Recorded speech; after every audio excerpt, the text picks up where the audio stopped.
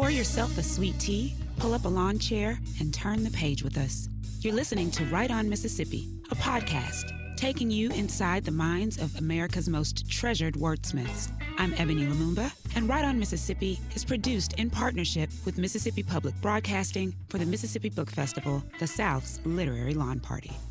I'm sitting across from Glory Edim, the founder, cultivator, curator, initiator of the Well-Read Black Girl Anthology Movement Festival. Hi, Glory. Hey. How are you? I am doing well. I'm happy to be in Mississippi. We are happy to have you in Mississippi. You joining us all the way from New York. Yes. But originally, I'm from Washington, D.C. Which, listen, I know lots of folks from D.C., and they're very Southern. And That's I say true. that as a compliment because that's true. Some people claim it, some people don't. Mm-hmm. I would say yes. The area is very Southern.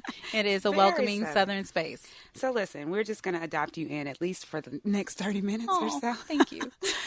So this movement, Well-Read Black Girl, and I keep calling it a movement. I almost forget to call it an anthology, right? Because it's so much bigger than what's between the two covers of that magnificent book. Yes. But tell folks who are listening about what Well-Read Black Girl is and where it came from. Yeah. I mean, there's so many different pieces of what Well-Read Black Girl is, but initially, the very, very beginning, it was simply a book club. A book club that my friends and I came together, about 8 to 10 of us, to read a book. Our first book was by Naomi Jackson. It was called The Star Side of Bird Hill.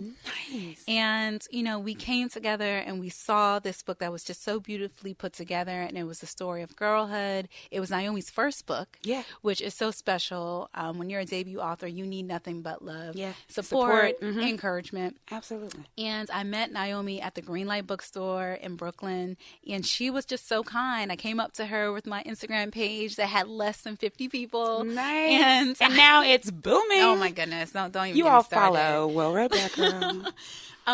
But she welcomes the space that I was trying to create and cultivate, and she came and met with us, and we just talked about her book and her creative projects and her craft and why she wanted to become a writer. And that was the first book club that transformed everything, because by Naomi saying yes, accepting my invitation to come to talk to us, it really opened up the door for something so much more, because I saw the value of supporting an author, a Black woman writing her first book. I saw the connections and community. I saw these beautiful friendships I was building, and it just continued to evolve. So now we have the festival. Now we have the anthology. We're working with kids now. The merch line. We have all the things, and it's been a steady growth. But it really started with this beautiful Black woman saying, yes, please read my book and I'll join you in conversation. What is so wonderful? I mean, there are lots of wonderful things about your movement, your book. Well-Read Black Girl not only celebrates like the specialness and the just the thoughtfulness of Black literature and all of the nuances, and when I hear you talk about it, I hear it also celebrating very humble beginnings, which I think is linked to the Black experiences that we have in this country in particular, right? That things had to start small for one reason or the other, but this growth comes from community. And so we see Naomi building a community with you and you building a community with your friends. And then there's this whole big thing that's happening, and it's so exciting. So maybe, talk to us a little bit about just how encouraged you have been from that day to this, right? That first book club to now, and what you would tell other folks about who have ideas. Yeah, I think, from the beginning, it's always been about someone extending their time and their generosity to me. So when I met Tiari Jones, we were at Spellman sister. Yes, Spellman. And I love, and I've been following Tiari for the longest time, like Silver Sparrow, just all Leaving her, Atlanta. Every single one of her books I cherish and love. And before she was an Oprah Book Club pick, she was on my bookshelf, For sure. And so I met her at a gala, and we were there for Toni Morrison. Right. Just a moment. Right. Let's just take a moment for sainted mother, Listen, Toni Morrison. Toni Morrison. If she is not the beginning of all of us, I don't know what is. Thank you. She just really was the one who set the precedent for all She did. things. And she set the bar Yes. where it needed to be. Yes. Right. And so that meeting of Tiare, and we were leaving this gala together, both fawning over Toni Morrison and talking about like our hair and like life. That is so funny. When I met Tiara, she asked me about a twist out that I had going. Because she's that person where you can talk to her about anything, yes, right? So comfortable. And she knows everything. That's like the other part of her. Like she just is so all-knowing and so kind. So we were in the back of this car talking about all the things, and I was telling her about the festival, and I was just like, yeah, so I'm going to do it, next year, and I have all these ideas. And she was like, oh, you can do that in 6 months. She was like, you can do that. But wait, I was planning. Right. I was planning. I was trying to think of my strategy. I was thinking of all these things. And she was like, no, you can do this now. And I love this encouragement within the community. Right? And I had just met this woman. I had known her on the page for a really long time. For sure, yeah. But this was my first time meeting her in person and really just like fangirling and being so excited to be in her presence. So we built this friendship very quickly, and she became the first keynote speaker at my festival. She came back. She was like doing she working. stayed invested. She stayed invested, and I think that's the thing where anytime I encounter someone who's a debut writer, someone who's an aspiring writer, I'm doing my best to encourage them because that encouragement, it makes necessary. A world of difference. It's necessary, especially when there's so many other spaces where you are undervalued, you're marginalized, and most spaces. Thank you. Yeah, and it allows one person saying yes, that you can do this and I believe in you. It makes a difference. And I've had that difference happen in my life so many times. Sometimes it can be your mama. Right. Mama thinks you can do anything. Right. Like you just need multiple people just pouring into you and saying, this is your destiny and we believe in you. We're going to like see you through this.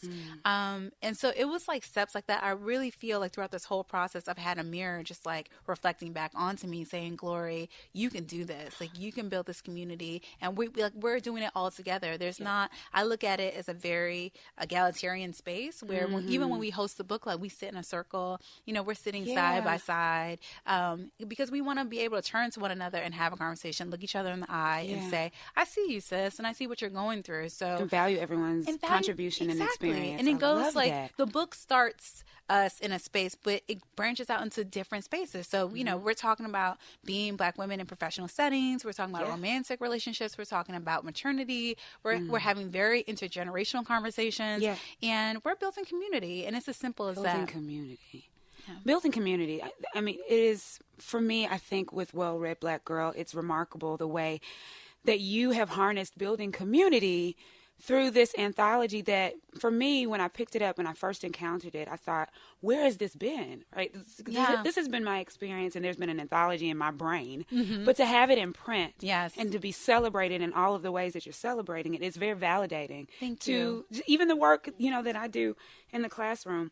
So you write this introduction, which, girlfriend, let me say that I typically, I read a lot, but I go through the introduction to say that I've read it, right? To give myself some context. But I stayed with your introduction before I could go on to some of the other essays because it was so insightful and it was thoughtful and it was very measured, right? Like everything made sense. And so you say some and I think profound is even, I'm limiting how really powerful your words are. I'm very serious about this, okay? Yeah, let me embarrass you, right? But you say some really powerful things that cause me to think about my own memory and experience as it associates with literature. And one of the things that you say is that reading, the first line is something like, every book in your library has a memory. Yeah. And I'm like, oh, me too. I'm not weird. And then you go on to say later on that reading allows us to witness ourselves. And I think it was at that moment that I regressed to like 8-year-old Ebony. Yeah. Trying to find myself in like where the red fern grows. I wasn't there. Right. And really being devastated that this thing I love to do didn't seem to love me back. Right. But to correlate that story, to be able to relate to your story about witnessing yourself in literature and the need for that was important for me. So, maybe talk to me a little bit about how you value that witness and where you witnessed yourself in literature. Yeah. Like what book was that, or what books still exist in that vein for you, because we have to witness ourselves over and over again. Yeah, especially as we grow in different phases of our lives. I mean, without question, my mother was so influential in my reading life. You know, she taught me to read at a very early age. By like 2.5, 3, I was reading, you know. Child prodigy, by the way. Put that in the bio, please. And one of the first books I really remember reading with her, and I shared in the introductory, was in the introduction was Eloise Greenfield's Honey, I Love. Which I read to my daughter. Which is, it's the 25th anniversary It has to be. When you said it, I was like, oh my, I read it to my daughter and she loves it. It's a beautiful book, and it is so, the form of it, how simple it is. I love poetry. I remember like memorizing poems for my mom, and that would like keep me occupied. She'd be like, tell me that poem. You know, she would like have me to just like remember. Skillful mothering. Listen. Keep the child occupied. Okay, go ahead and memorize this poem, girl. Go do that. And at the time, I didn't really understand what she was doing, but in a way she was teaching me how to witness myself. She was teaching me how to find value in the words and the photos and the pictures you and the exist illustrations. out there, and you're not strange and so different that you can't be understood. Exactly. You have to be able to see yourself, and you have to actually imagine what your future could look like, right? And so my mom was very good about that. Heavy. Like helping me imagine what I wanted to be when I grew up. Like she didn't have these limitations on you have to be a teacher, doctor, lawyer. Right. She was really like anything you want to do is possible. But envisioning, you know? And I don't think if it wasn't for my mom's just her sense of abundance and her sense of just like knowing that I had the capacity to grow and to be whatever I wanted to be, she was the one that really encouraged that. And that book, you know, coupled with Virginia Hamilton, you know, Mildred Taylor, like all these like beautiful voices that really started to create in my mind, just a literary canon of all these like stories that were true to me and felt honest and represented me. And it wasn't until I got to you know, high school that I was just like, oh, you know, this isn't the norm, this isn't the standard. And I was very intentional. Intentional about going to, it's not, right? Still. And so I went to HBCU. Yes. And so I went to Howard. And Howard, Bison. What, HU? HU, you know. And like that experience, I mean, it affirmed my Blackness in a way that I didn't know I needed. I feel the same until I walked into that campus. And when I am moving in the space of well-read Black girl, I'm simply trying to recreate that.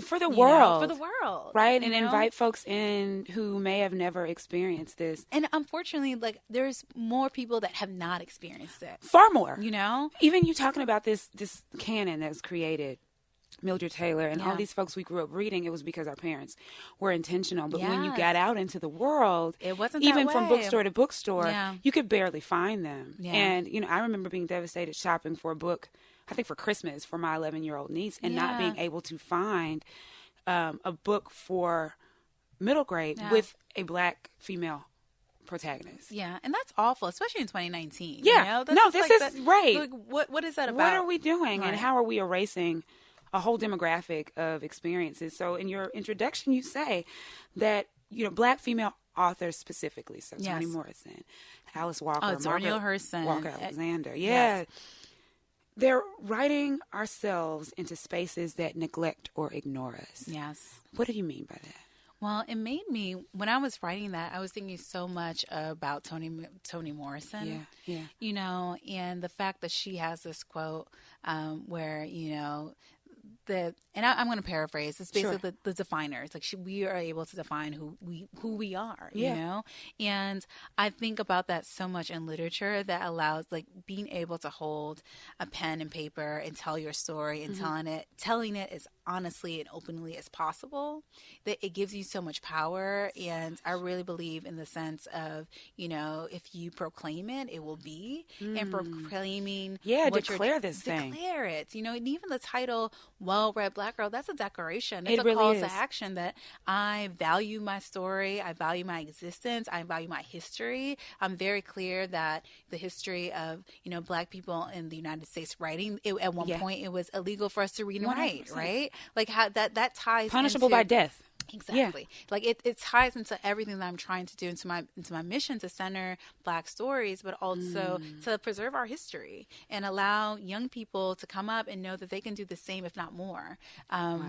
I'm really just trying to inject that in everything that I'm doing, and to think of the work as being of greater service, you know, and like allowing people that are not Black, not people of color, to also educate themselves. And there's no threat to you because there are well-read Black girls. Right. And like, this just enhances your community too. Exactly. You know, it allows you to, you know, and even I definitely get questions, can I join the group if I'm not a Black woman? I'm like, this is a dedicated space to Black women. You can observe, you can enjoy the books, but this is our space. And I think it's important to have spaces that are only for Black people, to nourish one another and to be in community. And that doesn't deny anyone else, but it just allows for a separate space.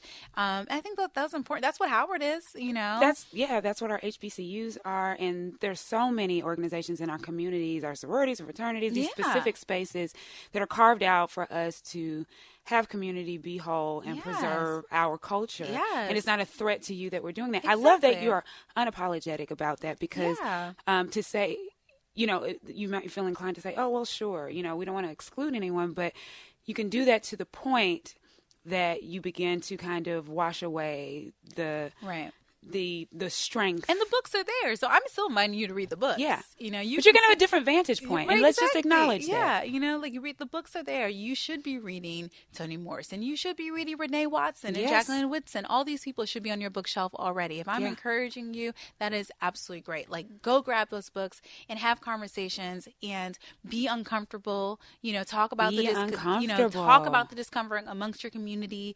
You know, and have discourse, have real discourse. And I think that's what's so great about books. It allows you to experience other people's lives and have different vantage points and perspectives. But it also allows you to just breathe a little too, right? Like, let's have space to breathe with one another and see each other's experiences and have a true appreciation for it. And to not feel like we have to apologize. Yeah. Like, for whoever you are, however you are. Exactly.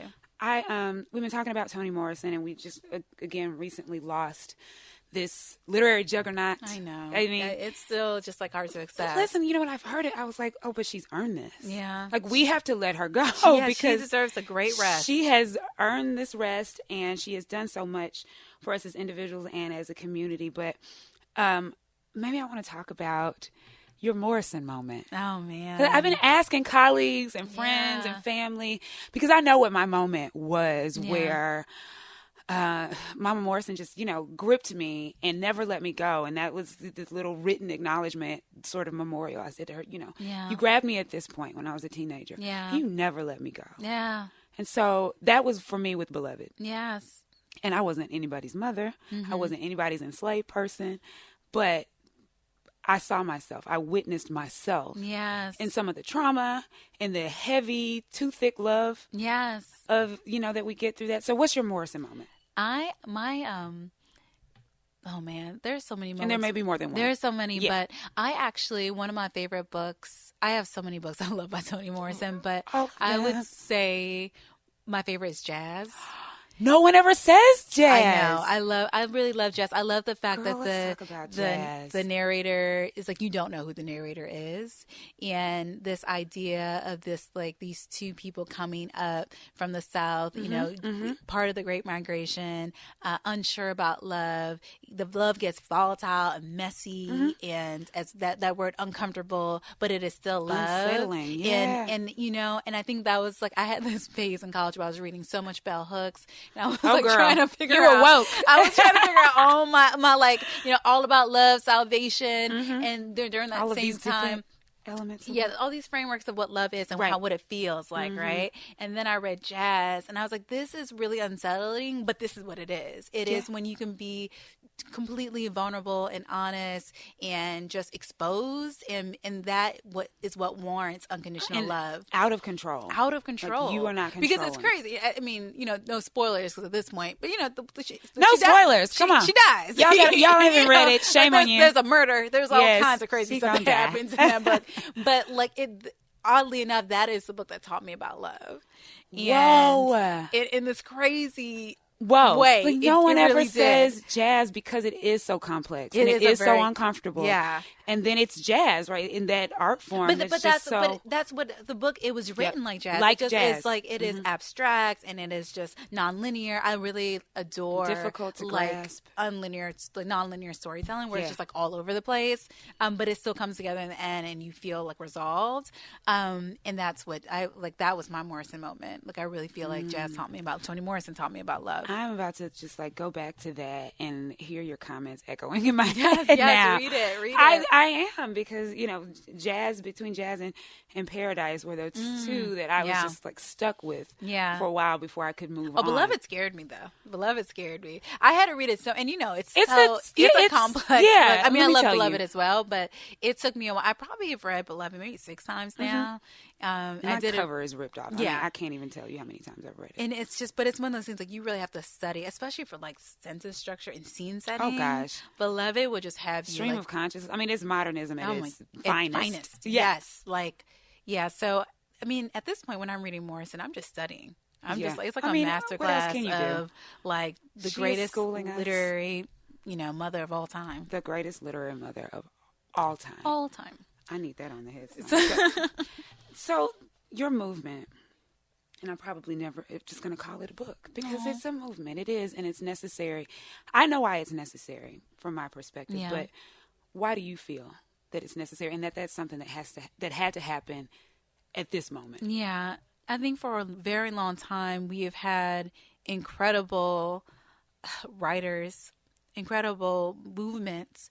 And what I'm doing isn't necessarily new. It is a new technology that helps shape it. The use of social media, the use of more public collective community and conversation has helped move it into a different realm. I really feel like my work stands in a continuum. It does.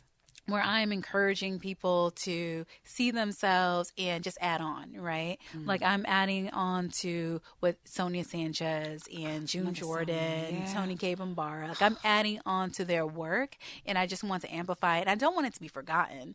I think that is what we are like at risk of losing, especially as we lose our literary mothers. Paul Marshall, she recently passed as well. Yeah. Gloria Naylor, Maya Angelou. I just don't want anyone to forget. And I think it is so important for us to uplift their stories and to know that we continuously add to it. We're adding to history, and we have to be on the lookout for emerging writers as well. Those who are aspiring 100%. And want to be part of this lineage, we have to encourage them, let them know that they can do so. But you have a blueprint, you don't have to start from scratch. You have people that have done the work and they have loved us. And I just want to so dearly, and that is what that's what I feel responsible for. I feel like really adding to that. And I like the fact that, there's so many moving parts, there's not just there's not one person. I'm not the only well-read Black girl. It's all of us in this together. It is a collective movement. One of the things I appreciate about you and what you're doing is that, and it's not even out of this feigned humility or anything, but it's like you have this very deep understanding that it's not about you, and you're sharing this space.